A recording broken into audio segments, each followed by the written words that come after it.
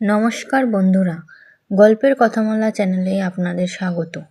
আজকে আমি শোনাবো গোপাল ভাঁড়ের একটি বুদ্ধির গল্প। গল্পটি যদি ভালো লেগে থাকে তবে অবশ্যই সাবস্ক্রাইব করবেন। দুধের দাম। একদিন রাজা কৃষ্ণচন্দ্র রায় তার সভায় বসে আছেন। হঠাৎ এক গরিব গোয়ালা এসে অভিযোগ করল, মহারাজ, আপনার এক মন্ত্রী আমার কাছ থেকে প্রতিদিন দুধ নেন, কিন্তু কখনোই দাম দেন না। রাজা রেগে গিয়ে মন্ত্রীকে ডেকে পাঠালেন। মন্ত্রী বলল, মহারাজ, আমি তো ভেবেছিলাম রাজসভায় দুধ দেওয়া মানে রাজসেবাই করা। রাজা একটু দ্বিধায় পড়লেন। তখন পাশে দাঁড়িয়ে গোপাল ভাঁড় মুচকি হেসে বলল, মহারাজ, তাহলে আজ থেকে গোয়ালাও ভাববে রাজাকে দুধ দেওয়া মানে রাজাকে উপহার দেওয়া, আর উপহারের তো দাম নেই। মন্ত্রী চুপ। সভায় সবাই হাসতে লাগলো।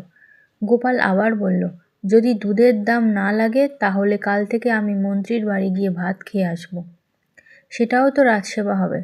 এবার রাজা হেসে ফেললেন। তিনি বললেন, না না, রাজসেবা আর ব্যক্তিগত ভোগ এক নয়। গয়ালার পাওনা সঙ্গে সঙ্গে মিটিয়ে দাও। মন্ত্রী লজ্জায় মাথা নিচু করল এবং গোয়ালার সব বকেয়া টাকা দিয়ে দিল।